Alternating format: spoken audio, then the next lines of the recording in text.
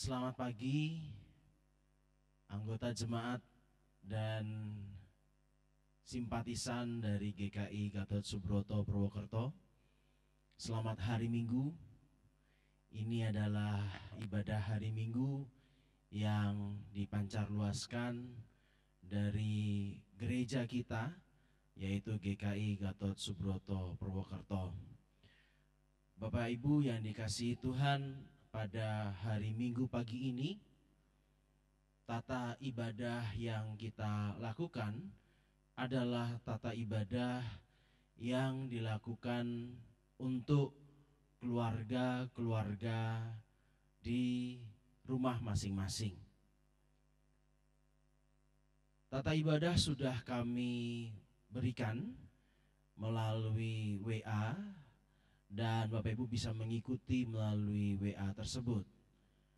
Salah satu anggota keluarga dapat berperan sebagai pemimpin liturgi, atau di dalam liturgi ditulis PL.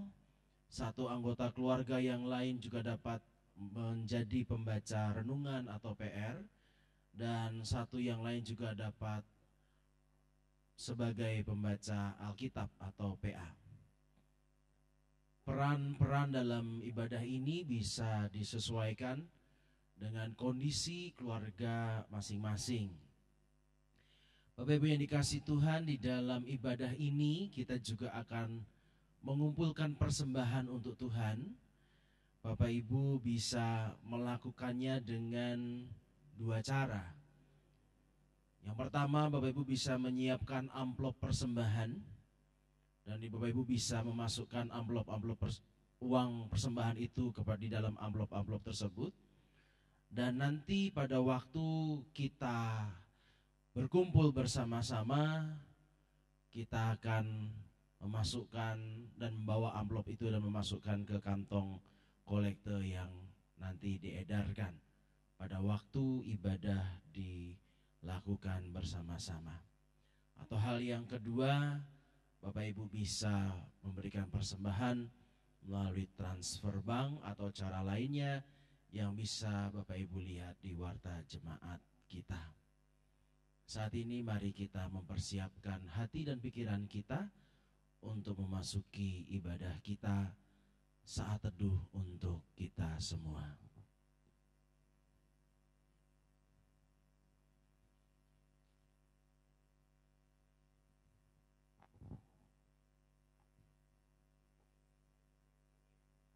Damai Kristus beserta kita semua.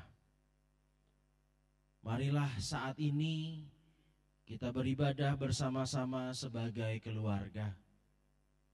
Sekalipun kita tidak dapat beribadah di gereja, namun kita percaya kalau Tuhan hadir bersama-sama kita saat ini, seperti yang disaksikan Matius 18 ayatnya yang ke-20. Sebab di mana 2 atau 3 orang berkumpul dalam namaku, di situ aku ada di tengah-tengah mereka. Maka marilah kita datang kepada Tuhan bersama-sama sebagai satu keluarga. Bukalah mata kita untuk selalu melihat karya Tuhan di dalam kehidupan kita.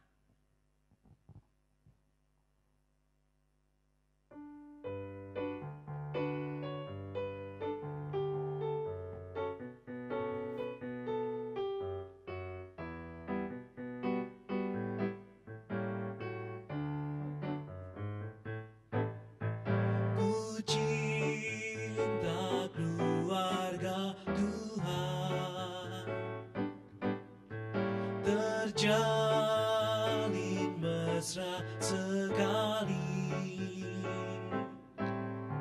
semua saling mengasihi, betapa senang ku menjadi keluarganya Tuhan.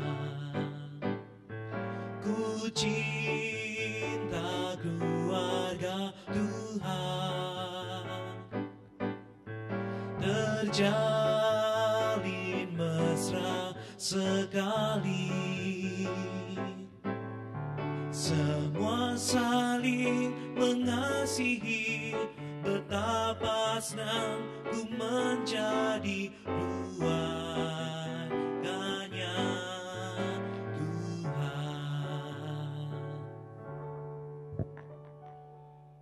Belakangan ini, setiap kali mata kita melihat siaran TV atau melihat berita, informasi di telepon genggam kita, semua berita tentang virus COVID-19. Kita melihat betapa dahsyatnya virus ini bekerja menjangkiti orang-orang. Namun demikian, apakah hanya itu yang bisa kita lihat? Apakah mata rohani kita juga bisa melihat ada Kristus yang berkarya di tengah-tengah kita setiap saat?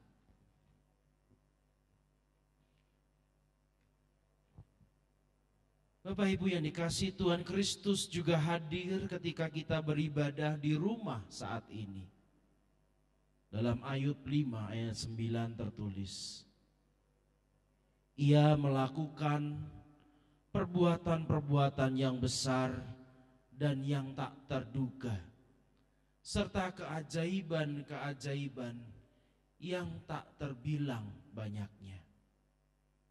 Dalam ibadah ini, mari kita memohon agar Tuhan memberikan kepada kita mata yang dicelikkan, mata yang dapat melihat hadirnya Tuhan di balik segala sesuatu yang kita alami dan yang kita jalani.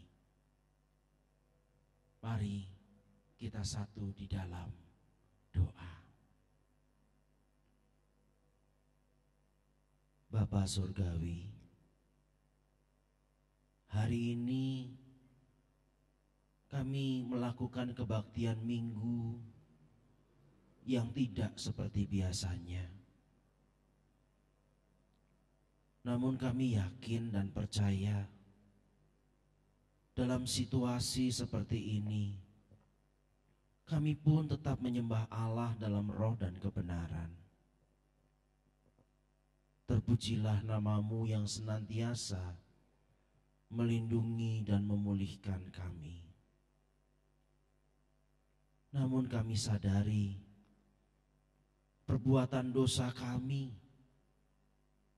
ketika menyaksikan setiap karya Allah dalam kehidupan kami, atau setiap kali kami tidak dapat menjadi saluran berkat bagi sesama. Tuhan, ampunilah kami. Kami bertekad untuk hidup baru. Terpujilah nama-Mu yang kuasanya kekal selama-lamanya. Di dalam nama Bapa, Putra dan Roh Kudus. Amin.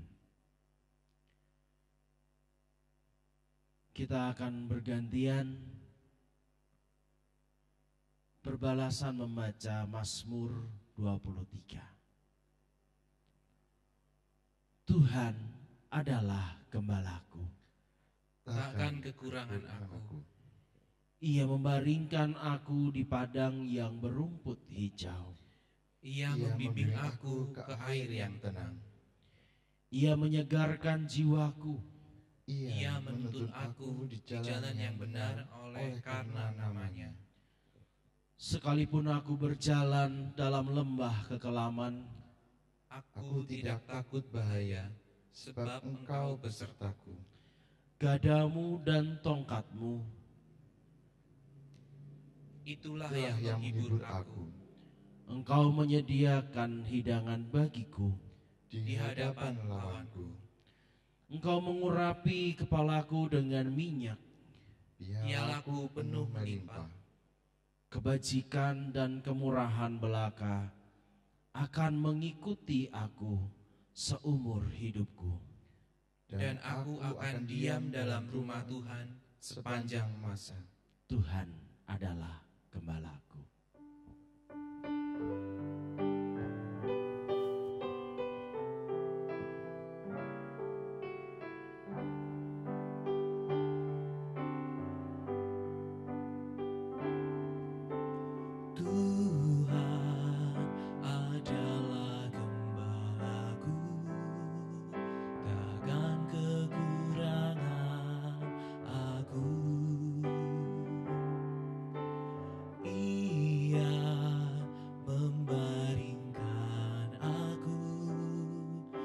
Padang yang berumput hijau, Ia membimbingku ke air yang tenang, Ia menyegarkan jiwaku, Ia menuntunku di jalan yang benar, oleh karena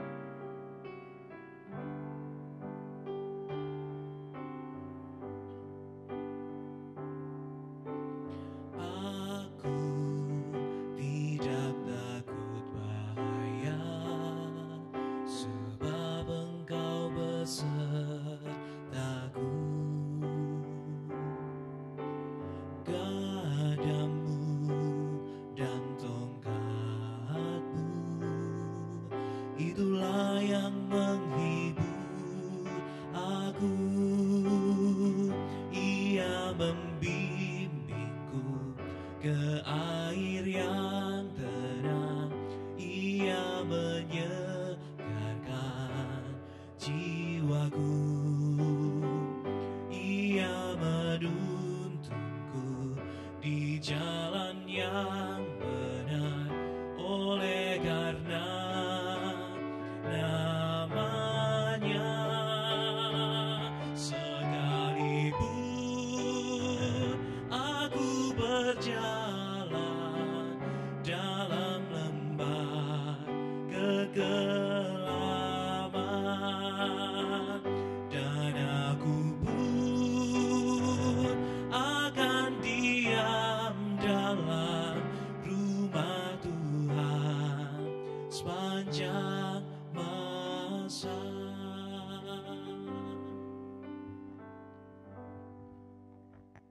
Mari kita satu dalam doa, kita berdoa. Sebab Engkau gembala kami ya Tuhan,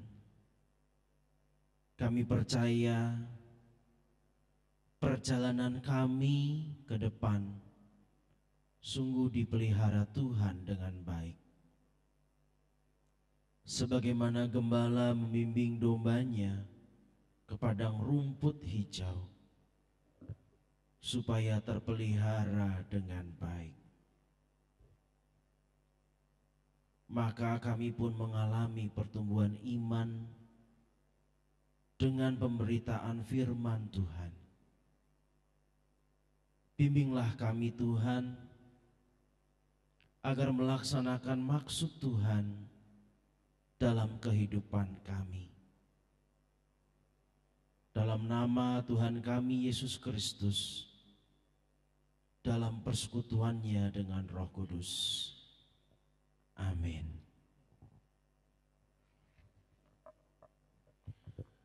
Jemaat Tuhan yang terkasih, firman Tuhan yang akan kita renungkan terambil dari Injil Yohanes pasal 9 ayat 1 sampai 41.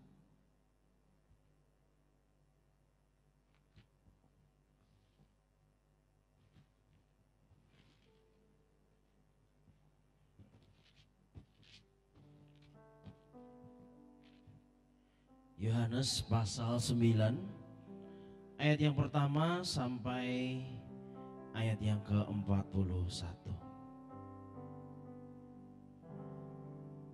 Waktu Yesus sedang lewat, ia melihat seorang yang buta sejak lahirnya. Murid-muridnya bertanya kepadanya, "Rabi, siapakah yang berdosa?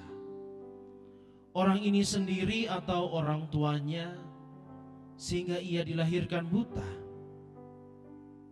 Jawab Yesus, "Bukan dia dan bukan juga orang tuanya, tetapi karena pekerjaan-pekerjaan Allah harus dinyatakan di dalam dia. Kita harus mengerjakan pekerjaan Dia yang mengutus aku selama masih siang. Akan datang malam di mana tidak ada seorang pun yang dapat bekerja. Selama aku di dalam dunia, akulah terang dunia." Setelah ia mengatakan semuanya itu, ia meludah ke tanah dan mengaduk ludahnya itu dengan tanah. Lalu mengoleskan pada mata buta orang buta tadi dan berkata kepadanya, "Pergilah, basuhlah dirimu dalam kolam Siloam." Siloam artinya yang diutus. Maka pergilah orang itu yang membasuh dirinya lalu kembali dengan matanya yang sudah melek. Tetapi tetangga-tetangga dan mereka yang dahulu mengenalnya sebagai pengemis berkata, "Bukankah dia ini yang selalu mengemis?" Ada yang berkata, "Benar, dialah ini." Ada pula yang berkata, "Bukan, tetapi ia serupa dengan dia." Orang itu sendiri berkata, "Benar, akulah itu." Kata mereka kepadanya, "Bagaimana matamu menjadi melek?" Jawabnya, "Orang yang disebut Yesus itu mengaduk tanah, mengolesnya pada mataku dan berkata kepada aku, 'Pergilah ke Siloam dan basuhlah dirimu.' Lalu aku pergi dan setelah aku membasuh diriku, aku dapat melihat." Lalu mereka berkata kepadanya, "Di manakah dia?" Jawabnya, "Aku tidak tahu." Lalu mereka membawa orang yang tadinya buta itu kepada orang-orang Farisi.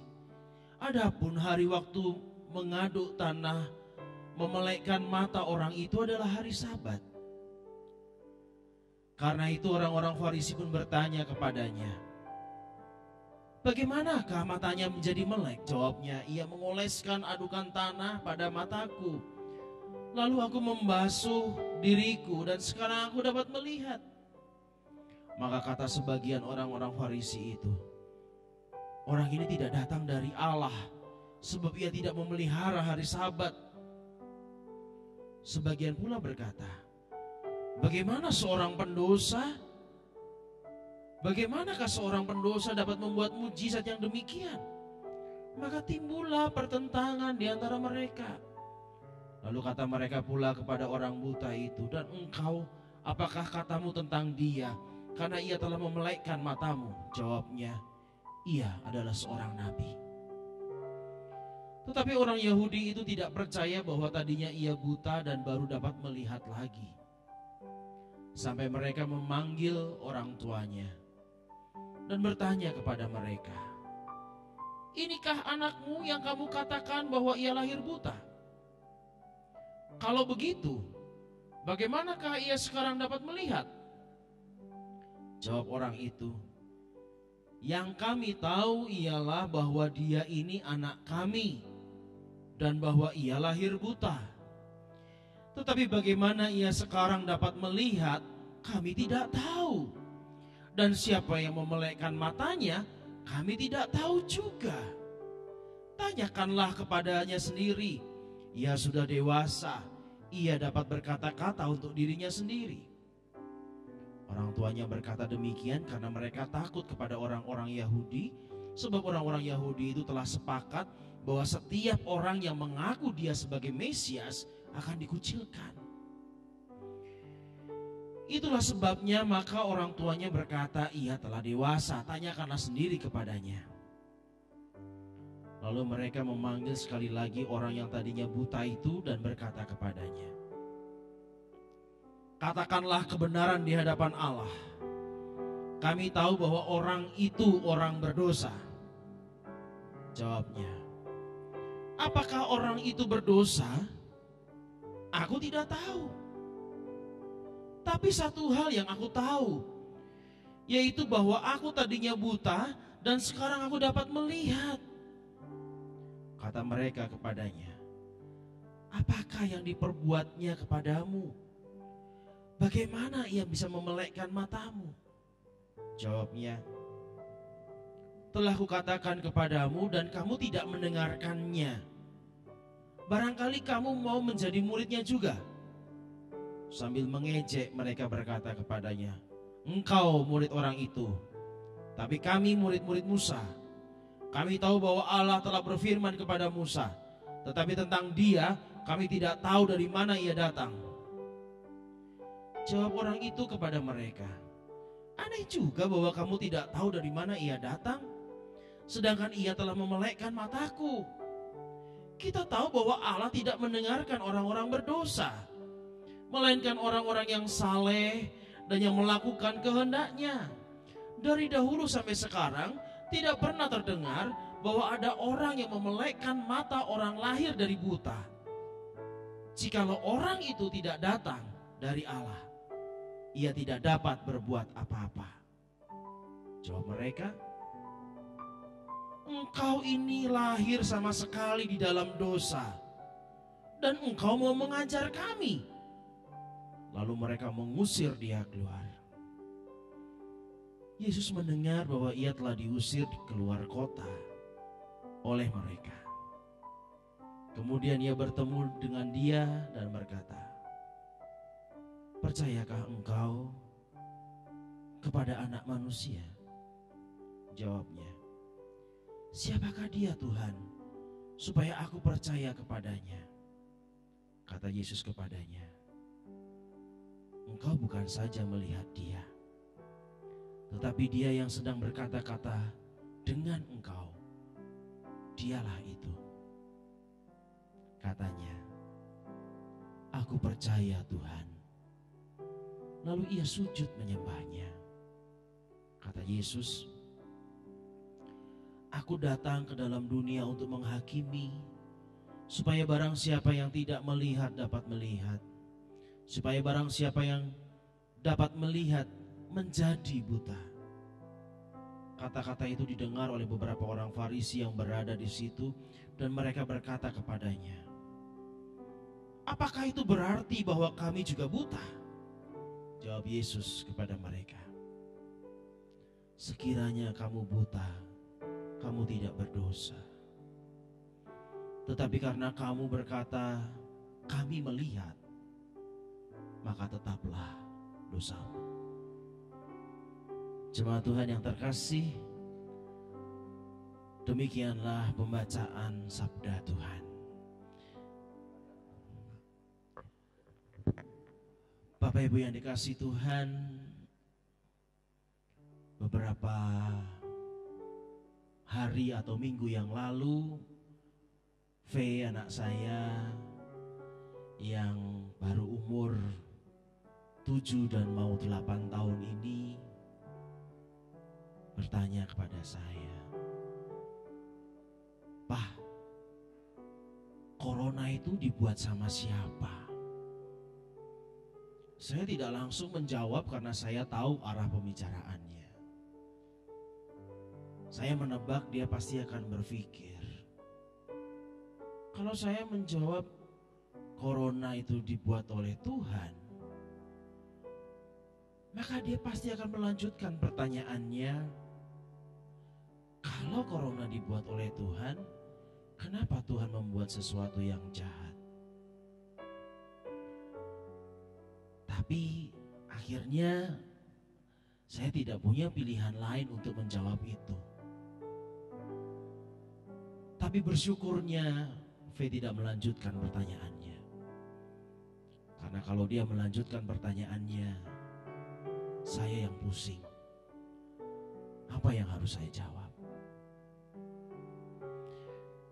Bapak Ibu yang dikasihi Tuhan, cerita tadi bermula, cerita dalam Alkitab bermula ketika ada orang-orang bertanya kepada Tuhan Yesus,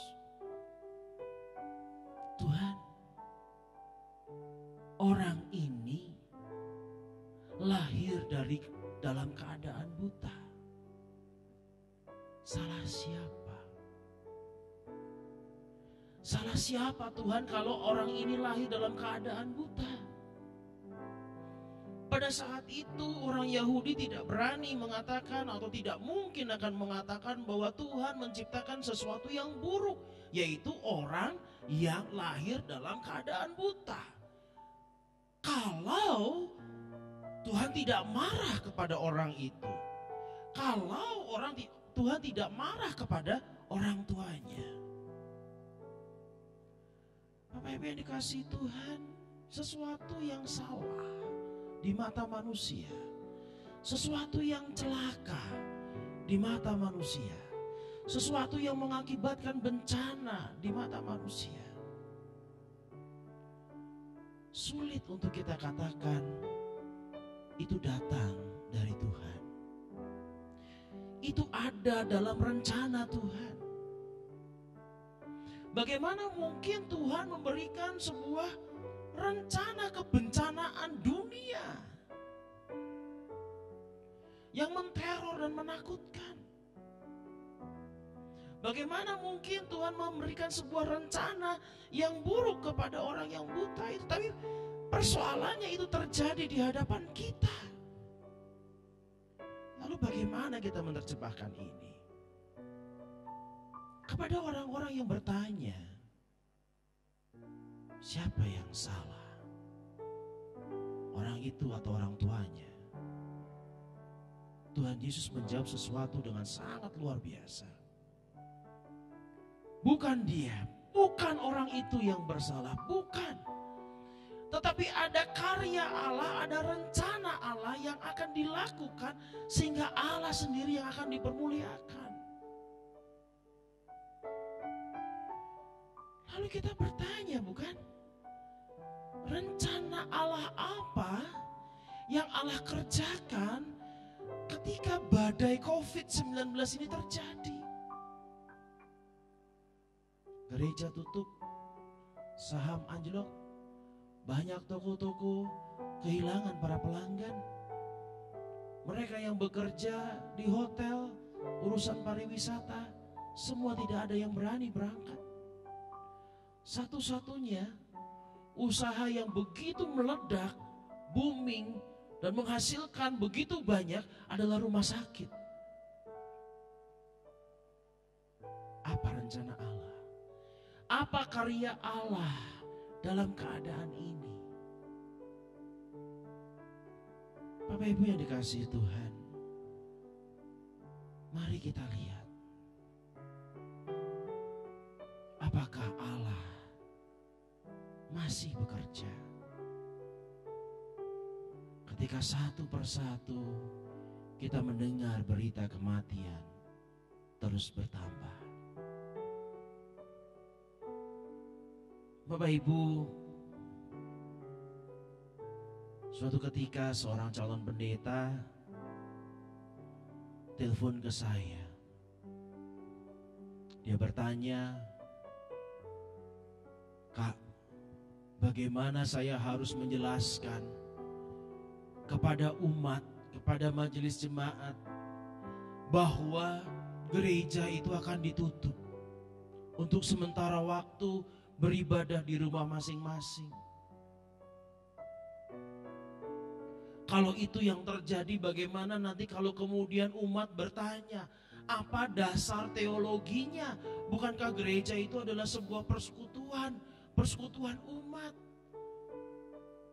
Kalau kemudian gereja boleh dong di rumah masing-masing, nanti kalau kemudian badai COVID ini sudah berlalu, lalu mereka nggak mau datang kebaktian karena dulu waktu COVID-19 bisa di rumah masing-masing, tapi sekarang sudah lewat, kenapa kami harus bergereja?" Bagaimana saya harus menjawab itu? Jujur Bapak Ibu, saya tergagap-gagap menjawabnya. Cari dong Kak landasan teologisnya, dan saya sampai saat ini tidak menemukan landasan teologisnya.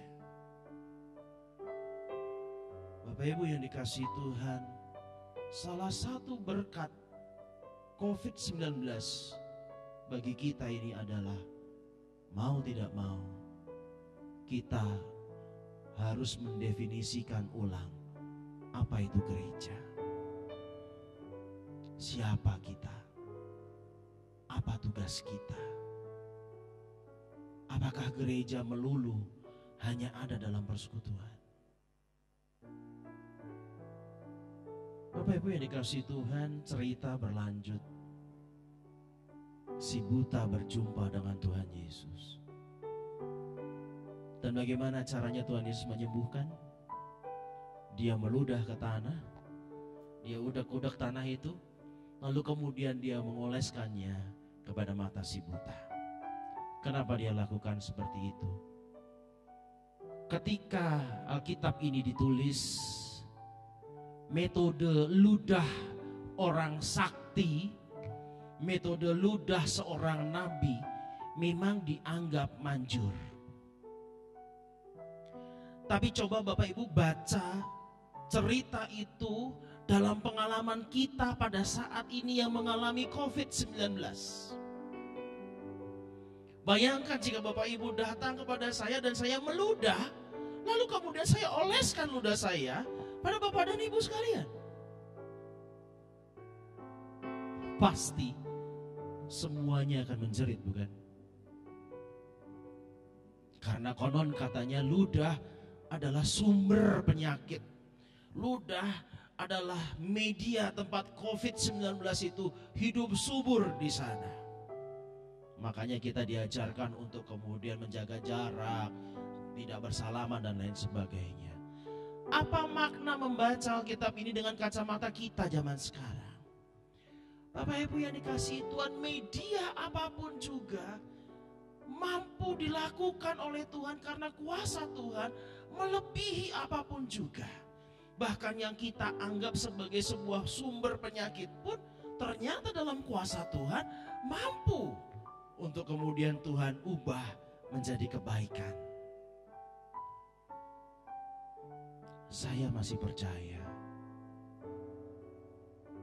masih ada karya Tuhan di balik malapetaka ini. Ketika Tuhan mengizinkan hal ini terjadi, Dia tidak tinggal diam. Dia terus berkarya. Mungkin kita yang masih buta dalam melihat karyanya. Bapak Ibu, mintalah Tuhan mencelikkan mata hati kita untuk terbuka melihat karya penyertaan Tuhan yang masih ada, yang masih bekerja di saat-saat tersulit ini. Kita berdoa. Tuhan, ini adalah saat paling sulit dalam kehidupan kami. Kabar-kabar kematian menakutkan hati kami. Angka-angka itu menjadi sesuatu yang mengerikan bagi kami. Setiap kali kami membuka handphone, selalu saja ada berita-berita yang menakutkan. Ketika kami membuka TV, menyalakan TV, tidak henti-hentinya informasi yang menakutkan itu terjadi. Tuhan, celikkanlah mata hati kami. Kami masih percaya Engkau berkarya. Kami masih percaya. Jangan jadikan kami orang-orang Farisi yang bebal untuk melihat karya Tuhan, masih terus menutup mata hati kami demi kepentingan dan keegoisan kami. Tuhan, kami percaya Engkau berkarya. Kami berdoa Tuhan, secara khusus bagi para dokter, bagi para perawat, bagi tenaga medis. Mereka berjuang habis-habisan, tenaga, waktu. Mereka berkorban untuk tidak berjumpa dengan keluarga.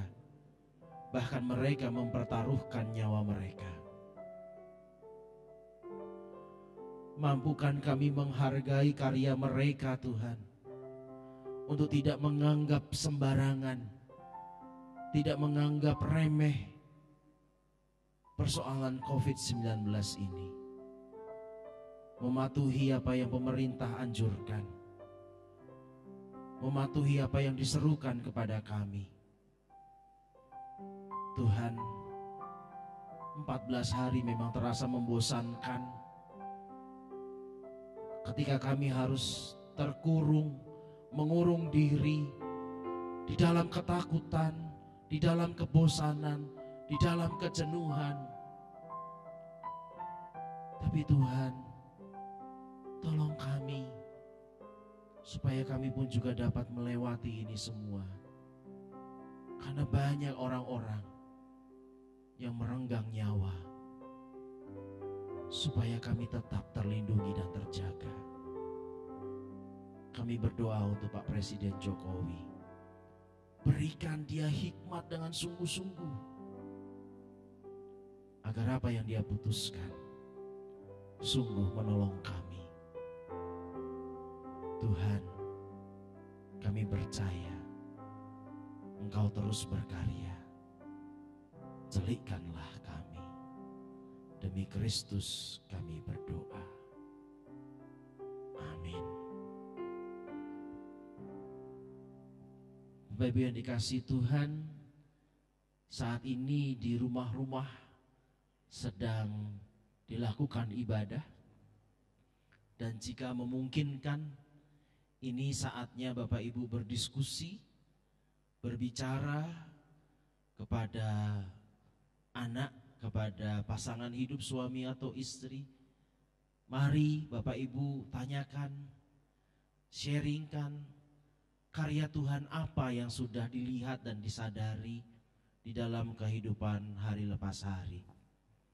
Dan pertanyaan berikutnya adalah, apa kira-kira yang bisa kita lakukan supaya kita terus dapat melihat karya Tuhan di masa-masa sulit ini.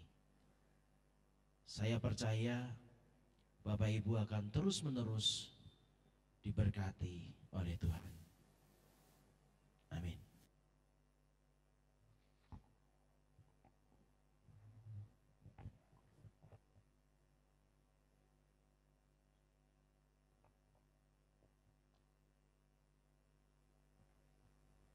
Hari ini kita tetap bersyukur dengan menyerahkan persembahan kepada Tuhan.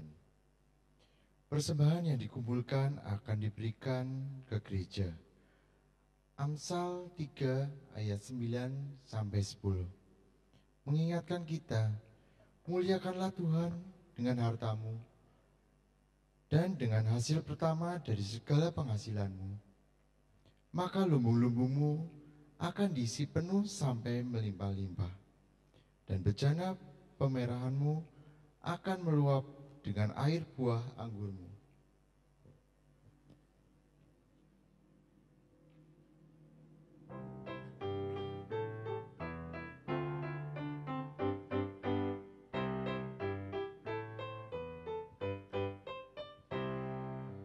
Aku bawa dan berikan persembahanku pada Yesus, pada Tuhan Juru Selamatku. Aku bawa dan berikan persembahanku pada Yesus, pada Tuhan Juru Selamatku.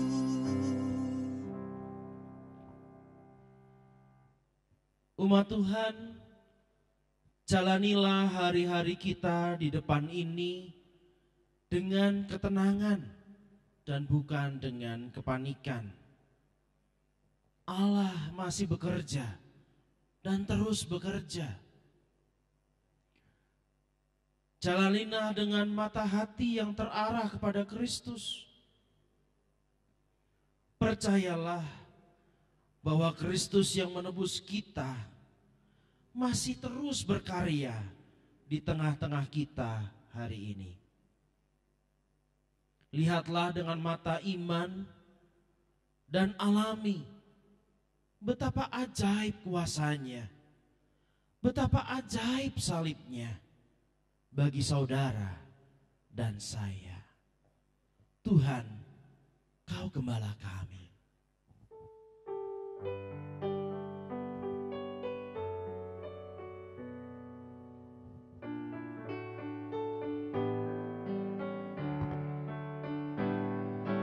Tuhan, Kau gembala kami, tuntun kami domba-Mu. Berilah kami menikmati hikmat pengorbanan-Mu. Tuhan Yesus, Juru Selamat, kami ini milik-Mu. Tuhan Yesus, Juru Selamat, kami ini milik-Mu.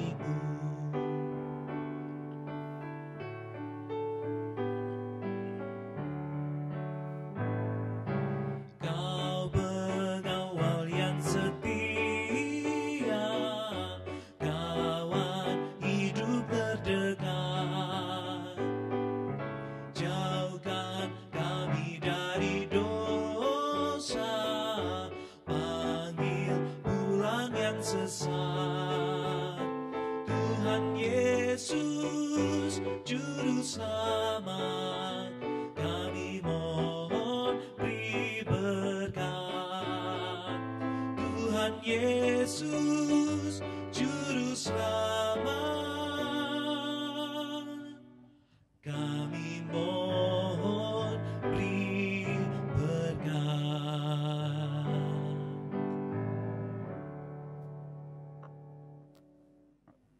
Sekarang Bapak Ibu, jalanilah kembali kehidupan kita di masa-masa sulit ini dengan berkat Tuhan. Karya Allah Bapa melalui anaknya Tuhan kita Yesus Kristus di dalam persekutuan Roh Kudus selalu terus Engkau alami di sepanjang ziarah hidupmu. Tuhan menjagamu terhadap segala kecelakaan. Ia menjaga nyawamu. Tuhan menjagamu, menjaga keluar masukmu dari sekarang sampai selama-lamanya. Bapa, terima kasih.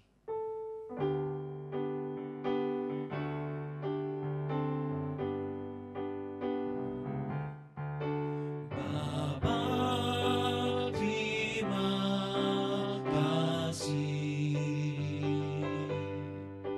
Bapa, terima kasih. Bapa di dalam surga, ku berterima kasih. Amin.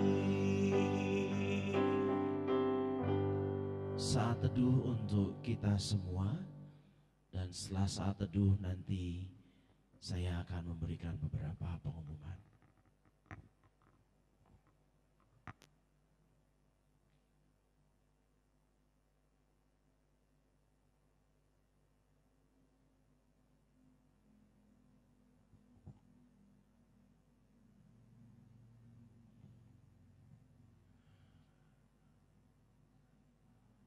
Bapak Ibu yang dikasihi Tuhan, pada hari ini ibadah ini sudah selesai, dan pada hari Minggu besok kita masih ibadah dengan online seperti ini.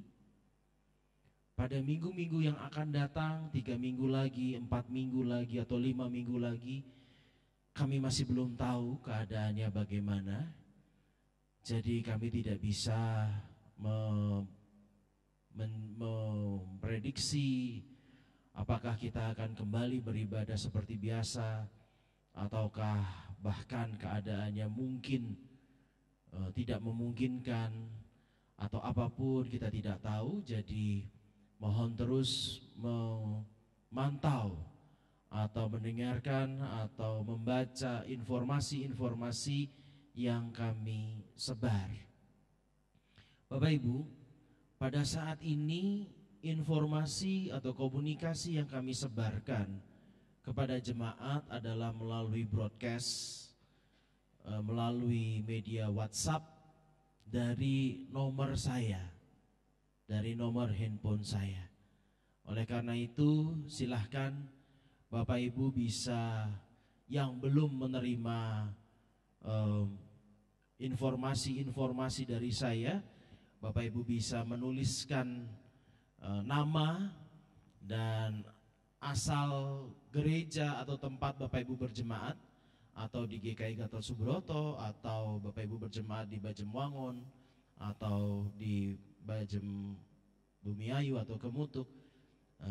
Silahkan Bapak Ibu WA, nomor WA-nya ada di Genta Kasih. Oleh karena itu Bapak Ibu silahkan me-WA-kan nama dan Bapak Ibu berjemaat di mana, supaya Bapak Ibu bisa terus mendapatkan informasi-informasi yang diberikan melalui gereja. Dan jika ada kondisi darurat, Bapak Ibu bisa menghubungi nomor atau menghubungi WA Pendeta Theophani dan juga saya. Terima kasih, dan Tuhan selalu memberkati Bapak Ibu sekalian. Sampai jumpa minggu depan.